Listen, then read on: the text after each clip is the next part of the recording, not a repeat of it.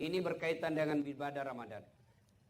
Jika ada di antara kita ini puasanya lengkap 30. Tiap malam tarawih. Akhir malam tahajud. Tiap hari tadarus. Akhir dia puasa iktikaf 10 malam terakhir. Tapi sama tetangga di sebelah musuh. Sebelah kiri bombeknya. Di depannya si salah-salai. Monrivolana newe si Bali. Semua dia musuh-musuh sama tetangganya. Maka orang seperti ini sia-sia amalnya kepada Allah. Bermusuhan. Tetangga, depan, belakang. Apa biasa orang bermusuhan bertetangga? Apa sebabnya? Satu, musik. Tetangga punya tape baru. Suka lagu dangdut. Tetangganya sakit gigi. Lalu dia putar lagu dangdut yang tidak disuka tetangganya. Barangkali kita boleh berkata, radio-radioku, listrik-listrikku, saya bayar listrik, rumah-rumahku, saya mau kencang mau kecil urusan saya. Nah bilang tetangga tak, rumah-rumahku, pintu-pintuku, telinga-telingaku, kenapa musikmu masuk di telingaku? Coba, maka Bapak hargai tetangga, silahkan mutar musik, tapi jangan mengganggu tetangga. Bisa jadi tetangga lagi sakit atau bertengkar, kita putar musik, itu membuat orang bisa bertengkar. Apalagi yang membuat kita bertengkar, bertetangga, apa? Pagar. Pagar yang satu masyarakat biasa, yang satu masyarakat licik. Bikin pagar kalasi, curang. Pertama patoknya di dalam. Pagarnya di dalam. Di luar patoknya, pagarnya di dalam. 3 bulan kemudian dia perbaiki pagarnya. Kayunya di luar. Berikutnya lagi, pancoknya lagi di luar. 1 tahun bikin pagar, dia ambil tanahnya orang 1 jengkal. Orang seperti ini, agama mengajarkan siapa yang mengambil tanah sesama muslim 1 jengkal, dipikul nanti di akhirat 1 petaka langit. Tangkis mako itu. Apalagi yang membuat orang bertengkar? Biasa apa? Tumbuhan. Tetangganya suka pelihara mangga, tapi tidak pelihara sampah. Dia tanam mangga besar, akhirnya mangganya nyebrang ke pagarnya tetangga. Akhirnya apa? Daun dan sampahnya yang nyebrang, tetangganya yang bersihkan. Menurut fikih hukum Islam, daun yang nyebrang ke sebelah, pohon yang ranting menyeberang ke sebelah, maka itu halal buat tetangga. Kenapa? Karena tetangga yang kasih bersih itu daun-daun sampahnya kita punya mangga. Tuh kalau sampah menyeberang. Nah, bila mahasiswaku, kalau istrinya tetangga Ustaz, bagaimana? Halal juga sebenarnya. Lain itu cilaka. Beda. Bapak saudara-saudara sekalian, apalagi yang membuat kita bertengkar tetangga? Apa? Tumbuhan, ternak. Tetangga pecinta bunga. Wah banyak. Apa yang mahal-mahal itu? Kembang cinta dan lain sebagainya.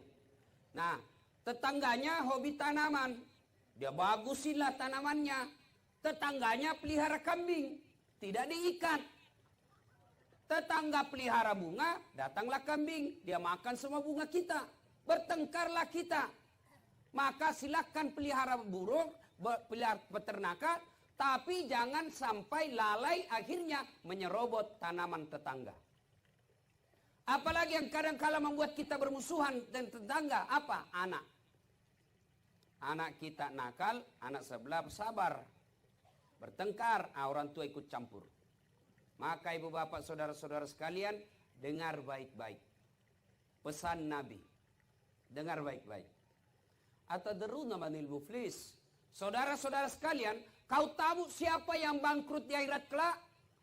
Tahu tidak siapa yang pailit di akhirat kelak? Bangkero imato ku akhirat. Semoga kau tahu.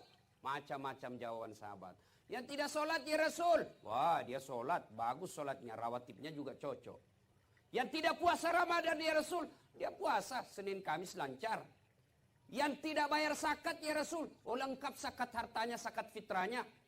Yang tidak haji padahal mampu, oh dia sudah haji tiap tahun dia pergi umroh. Kalau begitu, siapa yang bangkrut ya Rasul? Nabi menjelaskan, jarusu wa khati'ur rahim. Tetangga yang sahat sama tetangganya dan yang memutuskan persaudaraan. Coba, heran sahabat. Kenapa bisa bangkrut? Dia bagus sholatnya, bagus puasanya, bagus hajinya, bagus zakatnya. Kok bisa bangkrut? Nabi menjelaskan, betul. Hubungannya kepada Allah baik, tapi hubungannya kepada manusia hancur, maka amalnya kepada Allah habis hanya untuk bayar dosa-dosanya kepada manusia. Maksudnya apa ya Rasul?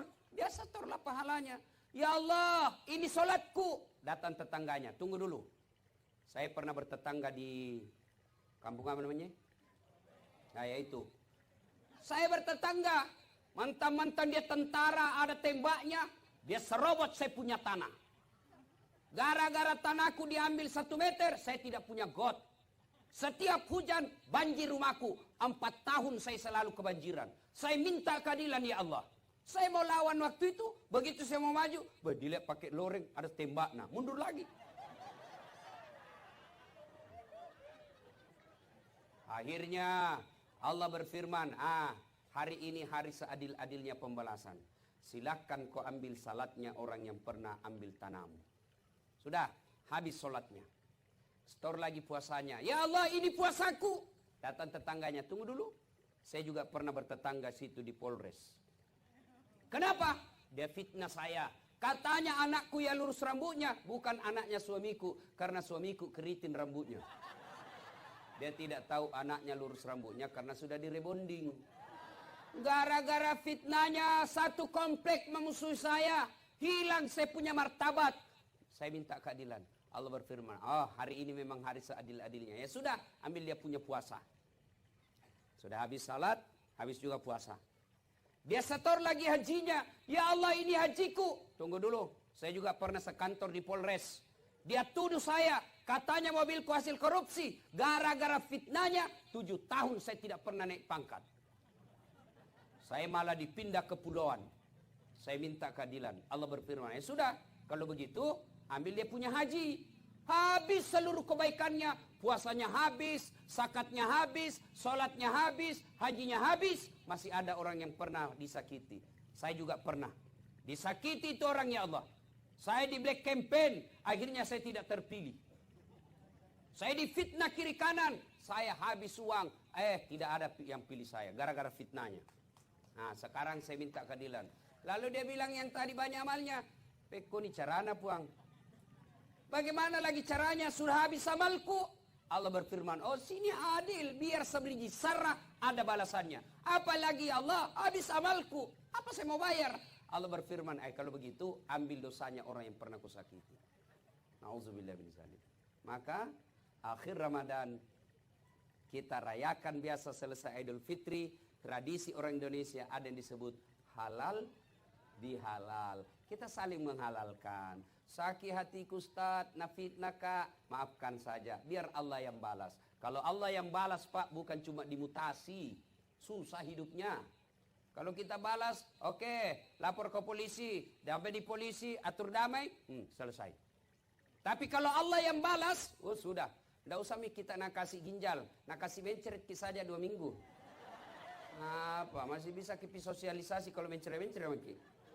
Ustaz saja tidak bisa ceramah kalau sudah mencret-mencret. Begitu baru 10 menit mau keluar. Tidak bisa lagi Pak ditahan. Coba. Putus persaudaraan, hancur amal ibadah. Maka Ramadan hadir mempersaudarakan kita. Saya perjalanan tadi dari Donggala, saya singgah di satu masjid, lalu saya sampaikan selesai maghrib, saya ceramah, sampaikan inilah nikmatnya Islam.